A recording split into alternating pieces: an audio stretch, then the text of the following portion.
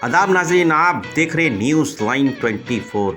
आज हमारे मुल्क के प्राइम मिनिस्टर मोदी जी के यौम पैदाइश के मौके पर नियामतपुर के सेंट्रल ऑफिस में एक ब्लड डोनेशन कैंप ऑर्गेनाइज किया गया।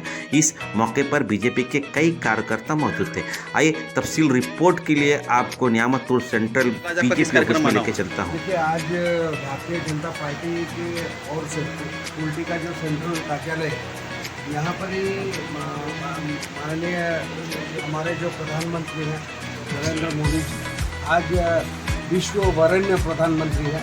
और मुझे लगता है कि एक समय हमारे ऋषि मनीषी जो बोले थे कि एक समय आएगा कि भारत विश्व का प्रतिनिधित्व करेगा, तो अटल जी के बाद दूसरा व्यक्तित्व वही है नरेंद्र मोदी जी, जो आज विश्व गौरव की जगह में भारतवर्ष को लेके जा रहे हैं। ऐसा महापुरुष हमारे देश का प्रधानमंत्री का आज जन्मदिन, और इस जन्मदिन के उपलक्ष्य में हर साल, मैंने पिछले साल भी ये कार्यक्रम हुआ था उनके जन्मदिन के उपलक्ष्य में, आज के डेट पे भी यही कार्यक्रम अर्थात ब्लड डोनेशन, जन्मदिन में नरेंद्र मोदी जी का जन्मदिन में हम लोग रक्तदान करके हमारे कार्यकर्ता नेतृत्व जो लोग हैं और बाकी समाज से जुड़े हुए जो व्यक्तित्व हैं, सभी आके यहाँ ब्लड डोनेट करके उनका जन्मदिन को हम लोग मना रहे हैं।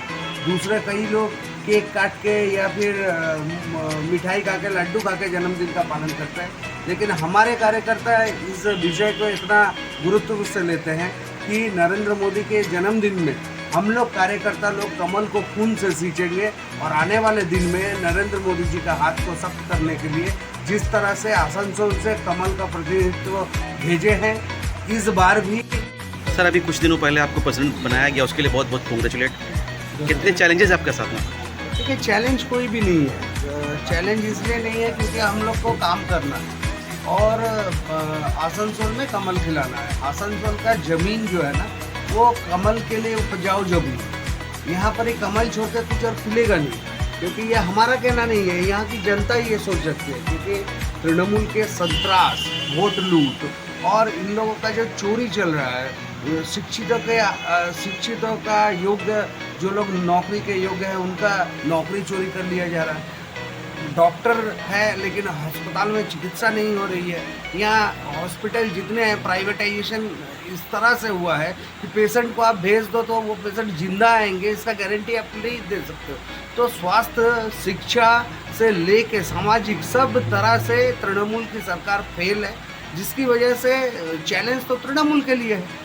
आप तो कह रहे तृणमूल के लिए चैलेंज नहीं, हम लोग देखें कि बाई इलेक्शन में आप लोग बहुत बुरी तरीके से हार गए। देखिए, उसका दोषी किसको मान रहे हैं? बाई इलेक्शन में जो हार हुआ है, एक्चुअल में वो हार ही नहीं है, वो लूट हुआ है। अगर वोट होता, आम जनता अगर वोट दे पाती, आप लोगों को शायद याद होगा, नहीं याद होगा तो मैं दे दूंगा नरेंद्र चक्रवर्ती जी का वो स्टेटमेंट कि भाजपा करने वाले या तो घर में रहे, चुपचाप छुट्टी बिताए, अगर बाहर निकल के वोट दान करेंगे तो अगले दिन समझ जाइएगा। तो ये जो संतरास पैदा करने का जो एक तो जरिया था, ये इसी का प्रतिफलन था। और दूसरा बात रहा कि वोटरों को डराया गया, धमकाया गया, बूथ लूट कर लिया गया, काउंटिंग में चोरी की गई, तो इसके वजह से ये किया गया।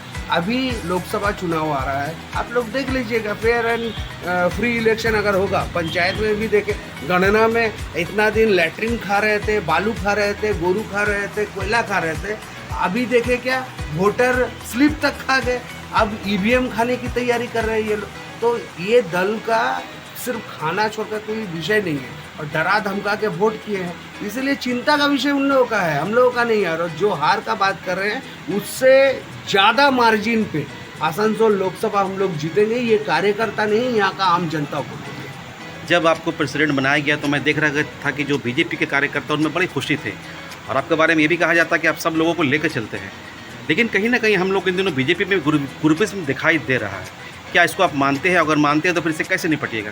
देखिए, बीजेपी में ग्रुपिज्म का अगर बात कीजिएगा तो एक घर में भी रहिएगा ना तो 4-5 थाला बर्तन आवाज़ उठेगा, बर्तन रहेगा अलग, कहीं लोटा है, कहीं गिलास है, कहीं थाली है, तो सब एकजुट मिल के जब खाने बैठते हैं तो थाली लोटा ग्लास को लेके ही बैठते हैं। ठीक है, आपस में होना, आपस में बातचीत होना, चर्चा चलना।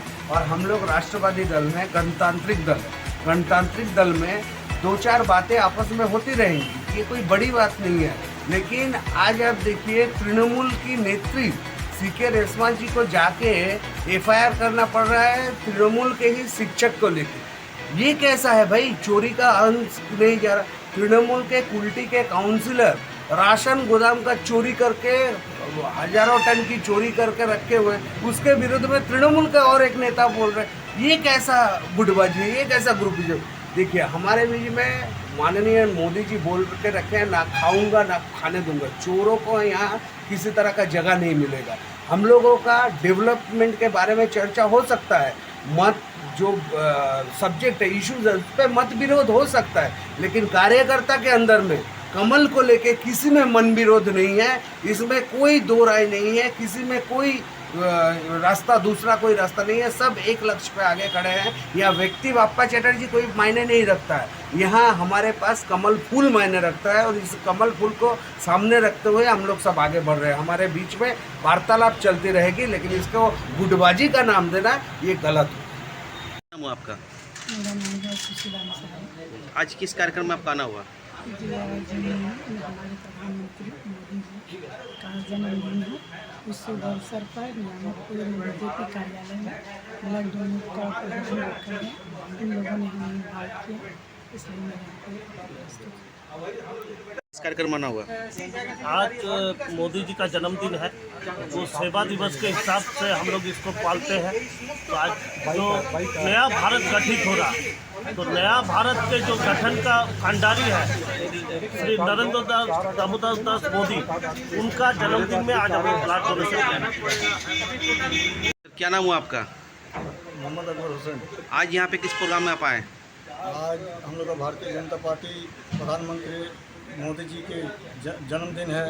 उस जन्मदिन पर पूरे पश्चिम बंगाल के साथ ये नियामकपुर कोल्टी विधानसभा के एरिया के अंदर में भी ब्लड डोनेशन किया गया है। मोदी जी का जन्मदिन